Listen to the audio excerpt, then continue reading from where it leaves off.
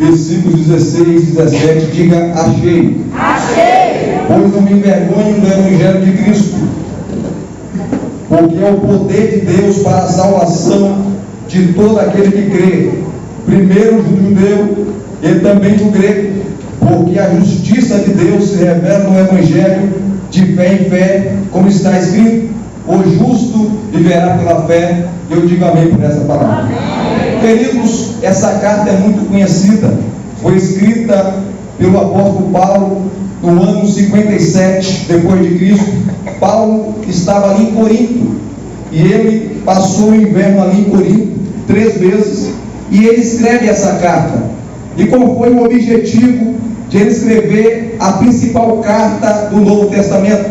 É que ele queria fazer a sua 4ª viagem missionária. Está lá no capítulo 15. E Paulo, ele não conhecia a igreja de Roma, ele não fundou a igreja de Roma, simplesmente ele queria chegar a Roma, conversar com os irmãos, compartilhar o evangelho com os irmãos, e queria que Roma, a igreja, bancasse ele, sustentasse ele, para que ele fosse à Espanha pregar o evangelho. Isso não aconteceu. Paulo foi preso e nós conhecemos a história. É interessante que desde o capítulo 1 até o capítulo 16, Paulo vai mostrar o evangelho que ele pregava.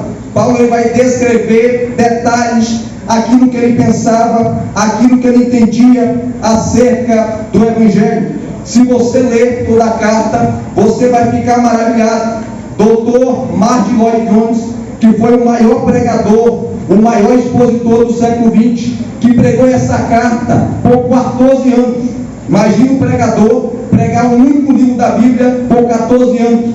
E Lloyd-Jones dizia que quando você prega Romanos, quando você expõe a carta aos Romanos, não tem heresia, porque a carta de Paulo aos Romanos coloca todos debaixo do pecado. Não tem ninguém bom, não tem ninguém santo, não tem ninguém que pode dar um jeitinho brasileiro. Todo mundo é pecador e todos carecem da glória e da presença de Deus. Se você ler o capítulo 1, a partir do versículo 18, Paulo vai falar que os gentios são culpados. Os gentios, as nações, estão debaixo da ira de Deus. O capítulo 2, o apóstolo vai dizer que os judeus também, a nação santa, a nação eleita, também são pecadores e carecem da glória de Deus. Se você ler o capítulo 3, principalmente o versículo 23, Paulo vai colocar todos debaixo do pecado. Paulo vai falar que todos pecaram e destituídos foram da glória de Deus. Logo, não tem ninguém bonzinho. Logo, não tem ninguém justo. Todos são pecadores. Mas no versículo 21, do capítulo 3, Paulo vai falar da justificação pela fé. E o que é a justificação pela fé? Deus, o Pai, lançou sobre os homens de Cristo os seus pecados, os meus pecados, e Cristo lançou sobre nós aqueles que cremos, aqueles que se arrependeram, aqueles que confessaram os seus pecados.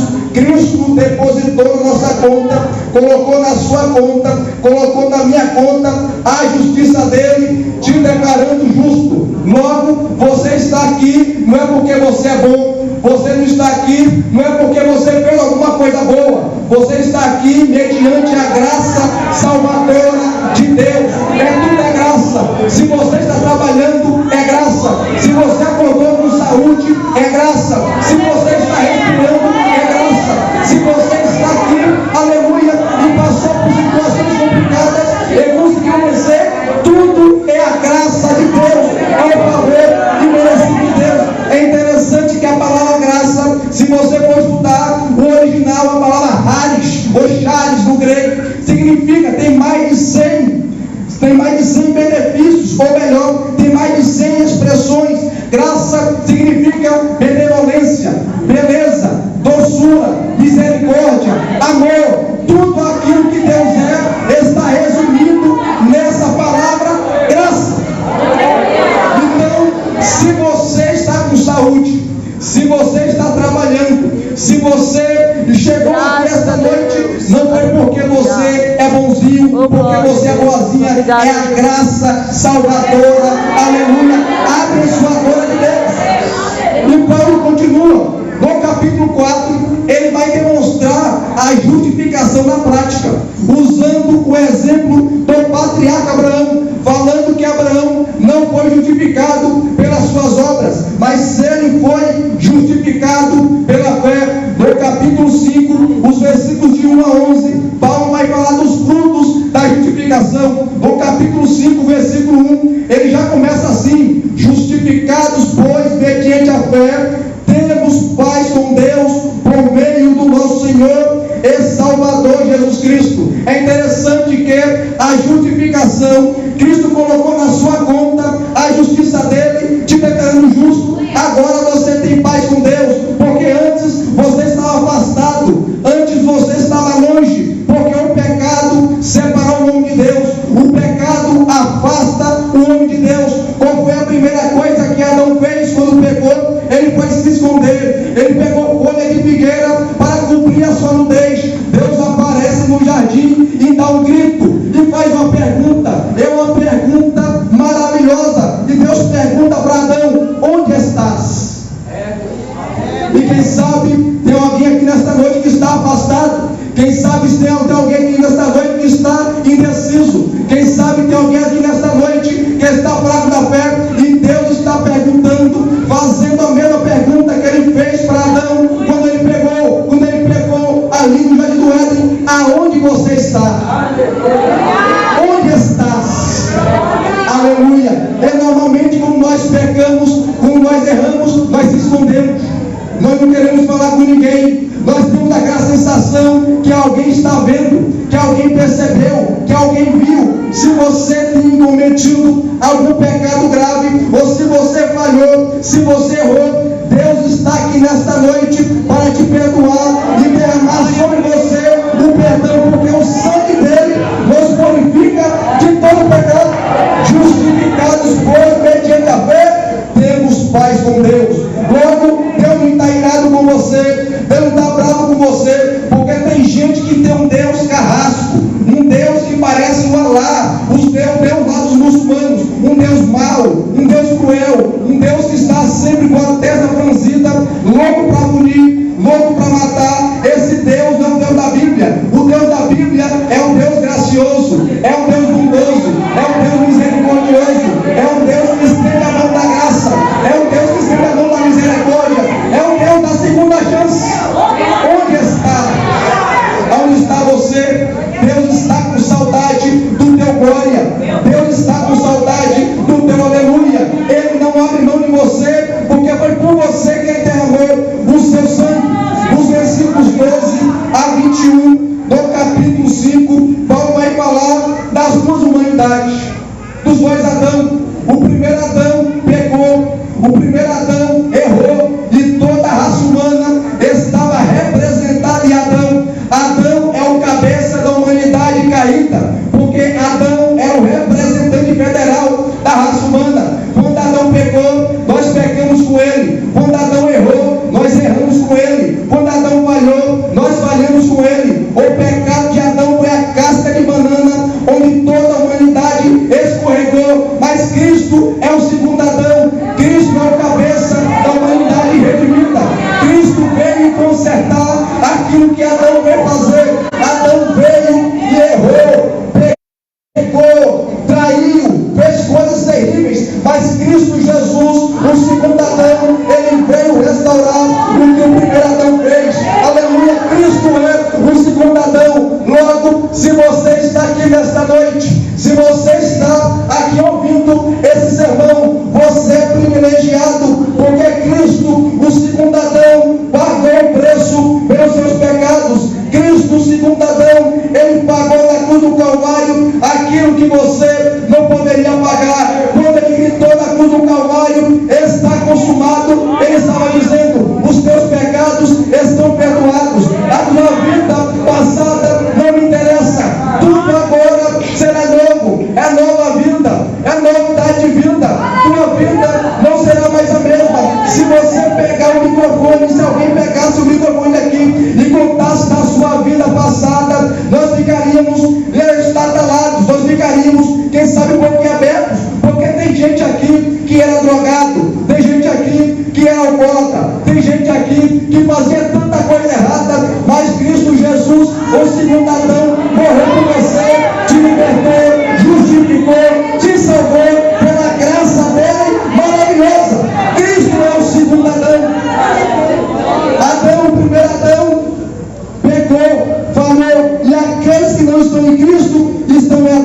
Adão, o primeiro Adão, ele é o cabeça da humanidade caída. Cristo, o segundo Adão, é o cabeça da humanidade redimida. No capítulo 6, o apóstolo Paulo vai falar sobre a santificação, como aqueles que foram libertos do pecado devem viver. No capítulo 7, o apóstolo Paulo vai falar da relação do crente com a lei. No capítulo 8, ele vai falar sobre a vida do Espírito no Espírito. E é interessante que o capítulo 8 é um capítulo maravilhoso. Sabe por quê? Porque no versículo 18, Paulo vai falar assim no capítulo 8: porque para mim tenho por certo que os sofrimentos do tempo presente não podem ser comparados com a glória que há de ser revelada em nós. Nós estamos vivendo em um mundo caído, nós estamos vivendo em um mundo complicado. Não espere bondade no mundo. O mundo foi afetado pelo pecado, o mundo foi afetado pelo pecado do homem. Logo, estamos no mundo e você vê doenças, você vê pandemias, você vê pestes, você vê catástrofes, você vê vulcões em erupção, você vê tsunamis. É tanta coisa que está acontecendo e você fica imaginando: meu Deus, será que Deus está no controle? O mundo está um caos. Olha só o Brasil, olha só a corrupção, acabamos de sair de uma pandemia. Será que Deus está no controle? Paulo está falando que o sofrimento é passageiro, mas a glória é eterna. O sofrimento tem prazo de validade, mas a glória é eterna. E a glória não será aqui, a glória será na eternidade. A glória será quando Cristo voltar, quando nós formos, aleluia, arrebatados, e os nossos corpos serão transformados em corpo glorioso. Então Paulo está falando que nós sofremos, nós gememos, nós estamos padecendo, mas quando ele voltar, a glória será revelada quando ele retornar. Logo, fique tranquilo que se você está sofrendo, ou se você conhece alguém que está padecendo, alguém que está chorando a dor do luto, alguém que está chorando porque perdeu o pai, perdeu a mãe, perdeu o irmão, perdeu a irmã, perdeu o primo, perdeu a prima, perdeu um colega, fique tranquilo que se essa pessoa morreu salva, você verá essa pessoa na eternidade, porque nós estamos aqui e esse mundo será transformado, será restaurado. Em Romanos capítulo 9, 10 e 11, Paulo vai falar do futuro de Israel. Romanos 9, Paulo vai falar sobre a eleição de Israel. Romanos 10, Paulo vai falar sobre a rejeição de Israel. Em Romanos 11, Paulo vai falar sobre o futuro e a redenção de Israel. E assim segue a carta. No capítulo 12 é o lado, ou melhor, o capítulo 12 é um dos capítulos maravilhosos. E é um capítulo de transição, porque o apóstolo Paulo vai falar agora da parte prática. Do capítulo 1 até o capítulo 11 é pura teologia. Do capítulo 12 até o capítulo 16, que é o último capítulo, Paulo vai abordar, Paulo vai falar da parte prática. Mas o texto que nós lemos, o capítulo 1, versículo 16 e 17, está aqui o tema da carta. Está aqui um texto maravilhoso que é muito conhecido, onde Paulo vai falar do poder do Evangelho. É interessante que você tem vários, você vai estudar alguns filósofos e filosofias, nenhum tem poder para mudar o ser humano. O psicólogo não tem poder para mudar o ser humano, o sociólogo não tem poder para mudar o ser humano, ninguém tem poder para transformar e mudar ninguém. O único, aleluia, a única coisa que pode transformar o ser humano, pode mudar o ser humano, é o Evangelho, porque o Evangelho quebra as algemas do pecado, o Evangelho quebra as algemas, aleluia, da prostituição. O Evangelho consegue pegar um bêbado, consegue pegar um alcoólatra, consegue pegar, aleluia, um drogado e transformá-lo em um pregador do Evangelho. O Evangelho é o poder de Deus para a salvação de toda aquela que crê. Aleluia. E você foi transformado, foi transformada por esse poder. Aí Paulo fala no versículo 17, porque a justiça de Deus, a justificação se revela no Evangelho de fé em fé, como está escrito: o justo viverá pela fé. Aí entra o versículo 18, que é interessante, quando Paulo fala assim: a ira de Deus se revela no céu contra toda impiedade e injustiça dos seres humanos, que por meio da sua injustiça suprimem a verdade. Aí você pode pensar, será? Eu ouvi falar que Deus é um Deus amoroso, que Deus é um Deus bom, que Deus é um Deus light. Todo mundo quer ficar com o lado cor-de-rosa da teologia, mas esquece que Deus se ira. Deus se ira contra o pecado, Deus se ira contra a iniquidade, Deus se ira contra a injustiça. É interessante que a palavra que aparece aqui no versículo 18, suprimir, é matar por afogamento. O ser humano conhece a verdade, o ser humano sabe o que é verdade, mas o ser humano não segue a verdade. Eles matam a verdade, eles afogam a verdade, eles não querem a verdade. Aí Deus está irado. Por que Deus está irado? Porque Ele é um Deus piedoso, Ele é um Deus amoroso, Ele é um Deus bom, e Ele fica indignado com a injustiça, Ele fica indignado com o pecado, Ele fica indignado com a impiedade. E os versículos 19 e 20, Paulo vai mostrar porque Deus está irado. Olha só os versículos 19 e 20, onde Paulo vai falar sobre a revelação geral. Olha só os versículos 19 e 20. Quando o que se pode conhecer a respeito de Deus é manifesto entre eles,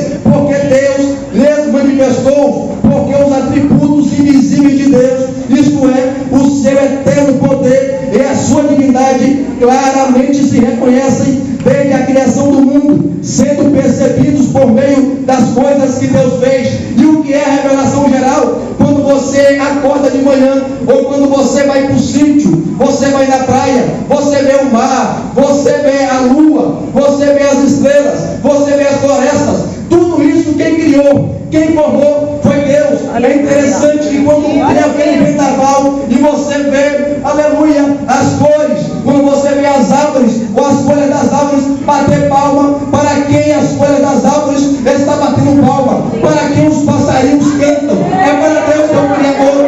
Logo, Paulo está falando da revelação geral. Quando o ser humano olha, aleluia, para o mundo e vê as coisas criadas, ele sabe que tem um Criador, ele sabe que tem um arquiteto que formou, que planejou, que desenhou o universo. O universo é tão perfeito que não tem como ser surgido, ou ter surgido de um Big Bang, uma grande explosão. Alguém criou, alguém formou, alguém criou o sol, alguém criou a lua, alguém criou as estrelas, alguém criou os mares, e esse alguém é Deus. E Paulo está falando que diante da revelação geral, ninguém pode escapar. Até o índio da Amazônia, o ignorante, quando ele acorda de manhã cedo e ele olha para a natureza, ele sabe que é o Criador. Ele talvez não saiba o nome do Criador, mas ele sabe que alguém formou. E a primeira coisa que Paulo fala, porque Deus está irado, Elias? Porque o ser humano não reconhece que existe um Criador. O ser humano não reconhece que foi Deus que criou o planeta, foi Deus que criou o ser humano. E é interessante que o corpo humano é uma máquina. Sabia disso? O cérebro tem mais de 1 trilhão de veias. Tem veias que são tão pequenas, que são mais finas que um fio de cabelo. Aí eu te pergunto, quem criou, quem formou, quem formatou essas 1 trilhão de veias? Quem foi que criou essas veias? Quem foi que criou os olhos? Quem foi que criou a boca? Oh, aleluia! Quem foi que criou o cabelo? Quem foi que criou a vida? Quem foi que criou os dentes? Tudo isso foi Deus, e o ser humano não reconhece que foi Deus que criou. É por isso que Deus está irado. A revelação geral, a natureza, o ser humano revela que tem um Criador. É por isso que Deus está irado. A segunda coisa que Paulo vai falar está nos versículos 21 a 23, que é a origem da idolatria. Olha só os versículos 21 a 23. Porque tendo conhecimento de Deus, o homem sabe quem é Deus, o homem conhece a Deus, não glorificaram como Deus, nem lhe deram graças, pelo contrário, se tornaram nulos em seus próprios raciocínios, e o coração insensato deles se obscureceu. 22, dizendo que eram sábios, se tornaram tolos, e trocaram a glória de Deus incorruptível por imagens semelhantes ao ser humano corruptível, a aves, aos quadrúpedes e aos répteis. O ser humano trocou a glória de Deus para adorar o mal. Eu vi um vídeo, uma certa feita, lá na Índia, mais de 5.000 pessoas numa fila, e uma vaca E a vaca foi adestrada para abençoar aquele pessoal. E a vaca levantava a patinha e colocava a mão na cabeça, a patinha em cima da cabeça das crianças do pessoal ali para abençoar. Imagina o ser humano receber a bênção de uma pata, de uma vaca. Imagina o ser humano receber a bênção do Deus rato. Lá na Índia tem um templo famoso, o templo do Deus rato, de carne e mata, aonde existe ali mais de 500 mil ratos. E as crianças vão ali beber a urina do rato, comer com os ratos. Imagina o ser humano trocar a glória de Deus para adorar rato, para adorar barata, para adorar bezerro, para adorar touro, para adorar bode. Imagine que absurdo. E é por isso que Deus está irado, porque o ser humano adora bode, adora vaca, adora bezerro, adora rato, adora barata, adora até o próprio ser humano. Quantas pessoas que adoram o ser humano, reverencia o ser humano, mas não reverencia o Criador, não dá glória ao Criador, não glorifica, não abre a boca para glorificar o Criador. Quando as pessoas idolatram o time de futebol, idolatram o jogador de futebol, idolatram um artista famoso aí no cenário brasileiro e mundial, um músico famoso, mas não reconhece que existe um Criador. É por isso que Deus está irado. E a idolatria surge aonde? No coração. Qual é o seu ídolo que você precisa eliminar no seu coração? Qual é aquilo que você tem adorado? Qual é aquilo que você tem reverenciado? Qual é a coisa que você tem colocado no lugar de Deus? Quem sabe pode ser seu esposo, seu filho, sua filha, seu carro, sua casa, sua faculdade. O que você tem colocado no lugar de Deus? Porque idolatria é tudo aquilo que ocupa o primeiro lugar. Tudo aquilo que ocupa o primeiro lugar na sua vida é idolatria. E é por isso que Paulo fala que Deus está irado, porque o ser humano não reconhece que tem um Criador e não reconhece, aleluia, a sua glória, adorando animais, adorando a répteis, adorando o próprio ser humano. Queridos, até na igreja às vezes acontece idolatria, porque às vezes nós idolatramos o pregador, nós idolatramos o cantor, nós idolatramos o pastor. Você vai hoje em algumas igrejas onde tem uma celebridade evangélica, as pessoas querem tirar foto, as pessoas não cultuam, vai lá para pedir um autógrafo. Não tem culto. O culto é a personalidade, o culto é o homem, o culto é a pessoa, e Deus fica dinheiro por isso, porque a glória dele ele não dá a ninguém. Ele não deu a glória dele ao bezerro, não deu a sua glória ao boi, não deu a sua glória à barata, não deu a sua glória ao rato, nem ao ser humano. A glória só pertence a ele. Isaías falando no capítulo 43, ele diz assim: minha é a glória e não darei a ninguém. A glória é só a ele. Glorifica a ele, exalte a ele, magnifica a ele. Levanta a sua mão se você pode, e adore por essa noite, porque a glória só pertence a ele e não dá a ninguém. Aleluia. A origem da idolatria é o coração humano. O que tem ocupado o seu coração, o que tem roubado o primeiro lugar. Esses dias eu estava conversando com um amigo meu da empresa. Ele falou: Elias, eu preciso orar. Eu falei: eu também. Inclusive até minha esposa estava me cobrando. Eu falei: moço, precisa orar. Irmãos, eu estou sentindo um peso tão grande nesses meses, pastor, porque aqui Deus usou várias pessoas em profecia para falar comigo. Profecias que eu ouvi há 20 anos atrás, quando eu era criança. Vocês conhecem aqui, a maioria, o meu nascimento. Eu sou um milagre. Eu sou um milagre. Glória a Deus, glória a Deus. Eu sou um milagre. Se você não acredita em milagre, olha para mim. O ex-caroço. Glória a Deus. Imagina o ser humano sem um caroço. Era eu, caroço, feio para chuchu. Sabe o que Deus fez? Deus formou uma criança. E eu nasci, e estou aqui. Glória a Deus. Eu nasci com propósito. Aleluia. Quantas pessoas estão aí crentes em depressão? Oh, glória! Tentando se matar. Nessa pandemia, muitos pastores querem se matar. Muitos pastores, eu estava vendo ontem uma entrevista de um psicólogo cristão. Um pastor psicólogo. Ele falou que na sua clínica o que mais tem é pastor com ansiedade, com depressão, querendo se matar, tomando remédio controlado do pastor. Eu não admito isso, porque o crente, ele experimenta Oh, glória a Deus. Aleluia. A graça de Deus.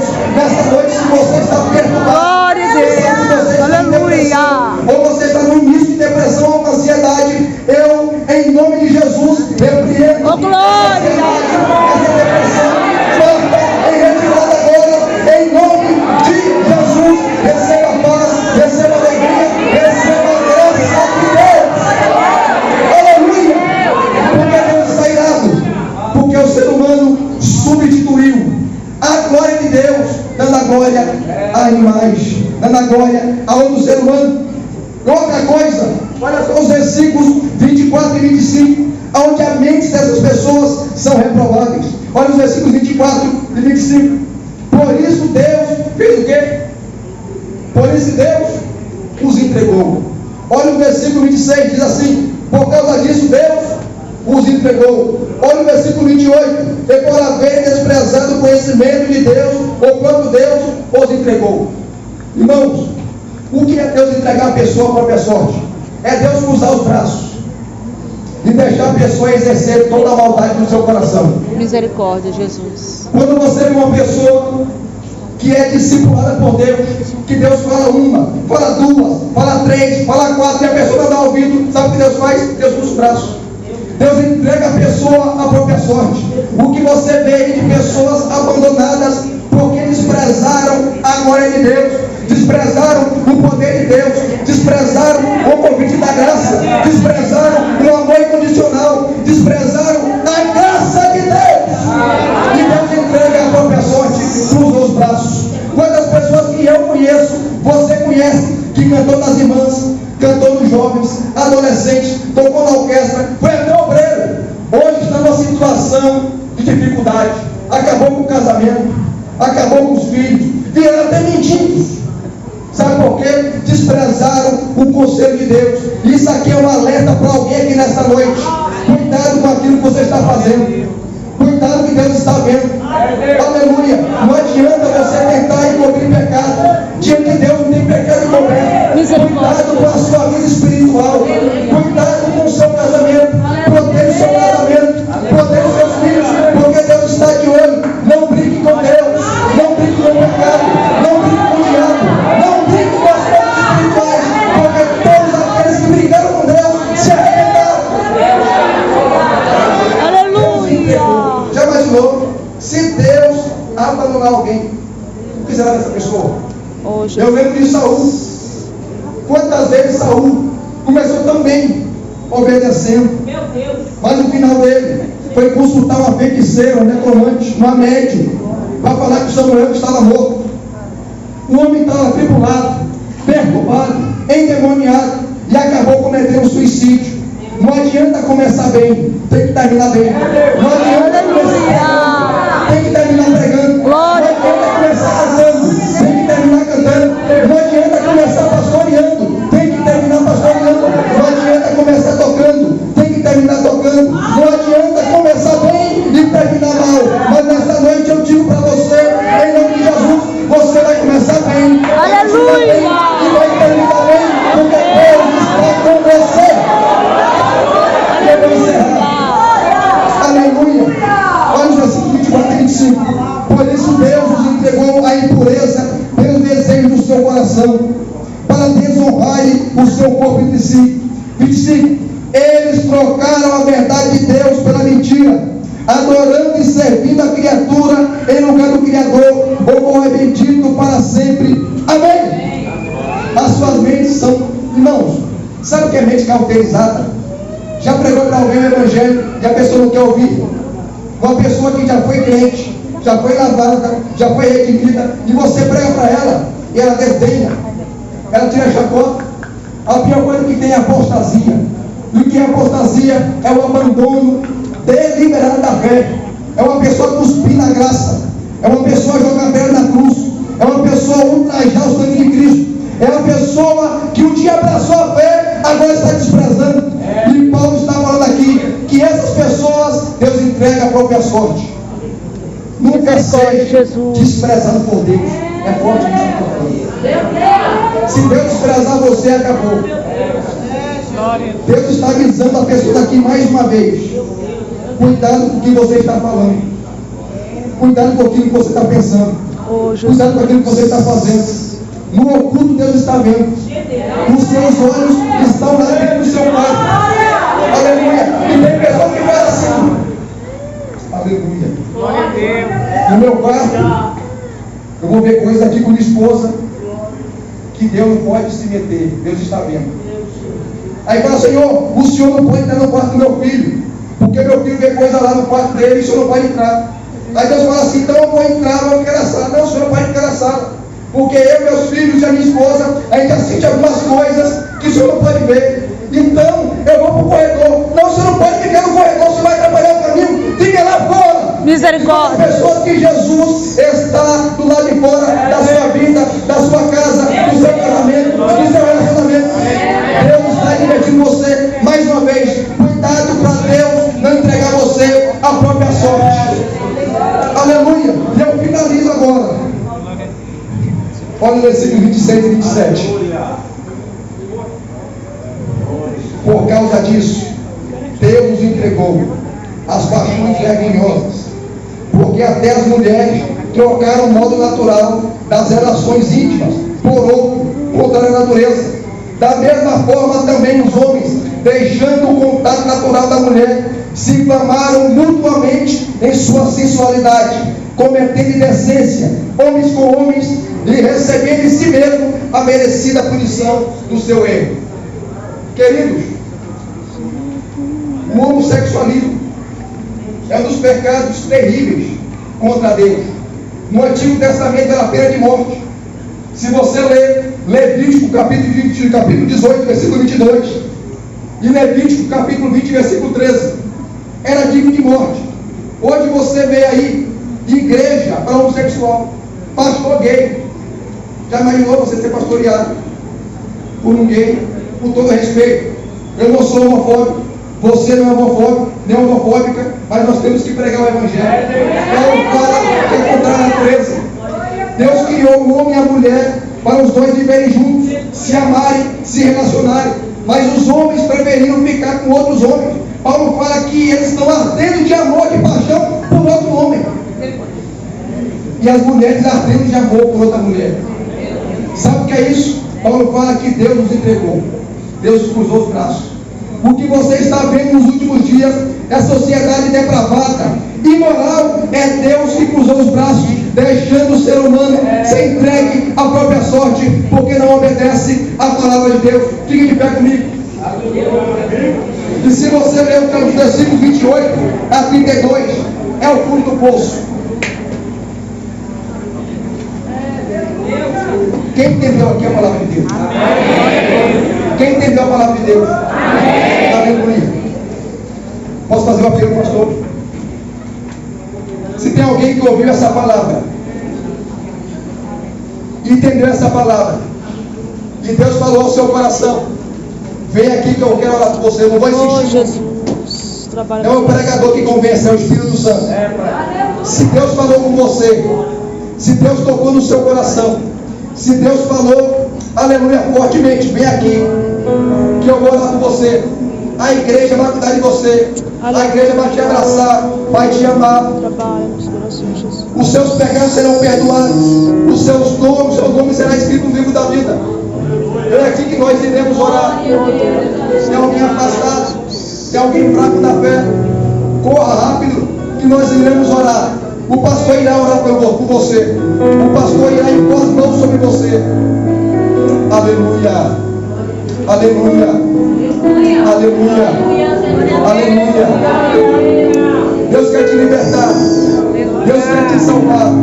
Deus está abrindo a porta, aleluia, da graça para você.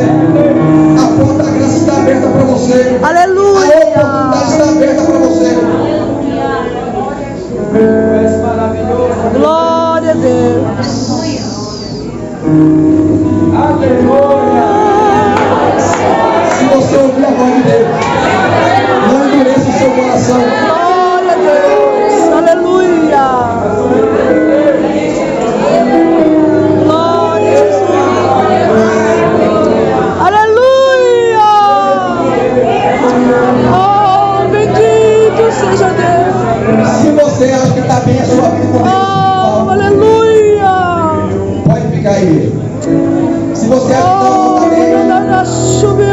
Pode ficar aí mesmo.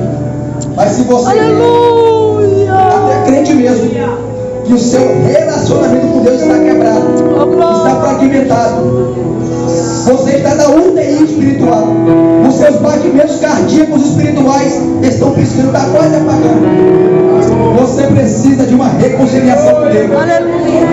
Isso aqui Deus chamou de pregador. É Deus falando ao seu coração. Sai do seu lugar, gente, que nós vamos orar agora. Aleluia. Você que precisa reatar a amizade com Deus. Você que precisa reatar o seu relacionamento com Deus, crente. Você vem para a igreja no automático. Tem gente aqui que precisa urgentemente reatar a amizade com Deus. Vem aqui na frente que eu vou orar por você rápido. Aleluia. Aleluia. Aleluia. Aleluia. Aleluia. Aleluia. Aleluia. Eu vou insistir só mais um pouquinho, porque o Espírito fala no meu coração forte. Elias, eu não estou mais o mesmo. Elias, eu estou no automático. Elias, eu estou nos batimentos cardíacos espirituais, já parando. Vem aqui que eu vou orar por você. É só uma oração. Aleluia, e a sua semana será diferente. Você será, aleluia, abençoado. Aleluia. Deus fala fortemente ao meu coração. Deus fala fortemente ao meu coração. Deus fala fortemente ao meu coração que tem pessoas que precisam urgentemente. Você não pode sair daqui hoje do jeito que você está. Aleluia. Você não pode sair assim hoje. Você precisa vir aqui na frente, gente. Aleluia. Aleluia. Aleluia. O Espírito fala fortemente ao meu coração. Meu Deus.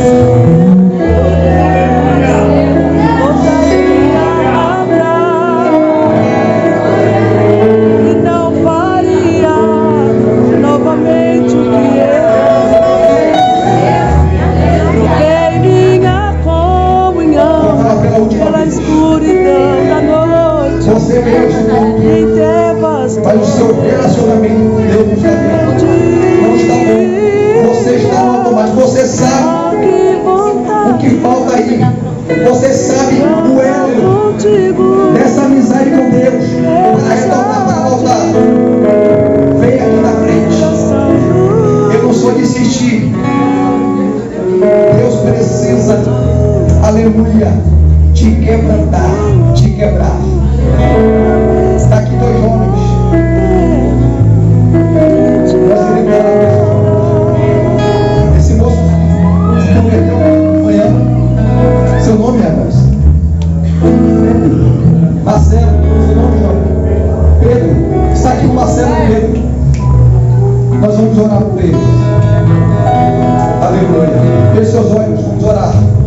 Senhor Deus e eterno Pai, está aqui o Pedro e o Marcelo, Senhor, que ouviu a tua palavra.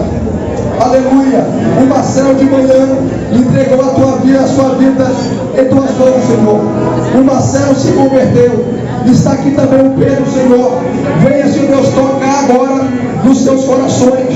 Venha escrever o seu nome, os seus nomes no livro da vida. Venha, Senhor Deus, aleluia. Dá para eles paz. Dá para eles, Senhor Deus, aleluia, um pouco da sua graça. Um pouco, Senhor Deus, aleluia, do seu amor. Eu tenho certeza que a partir de hoje as suas vidas não será mais a mesma. Senhor, abençoe a vida deles, concede eles, e nós como igreja iremos amar, iremos cuidar, iremos abraçar. É assim que eu te peço e já te agradeço, em nome de Jesus. Amém. Amém. Deus abençoe vocês. Glória a Deus. Deus abençoe nosso irmão Elias. Aqui sentar só um minuto, queridos. Deus abençoe. Deus continue usando Elias. Deus abençoe Pedro e Marcelo. Deus possa fazer deles grandes obreiros da casa do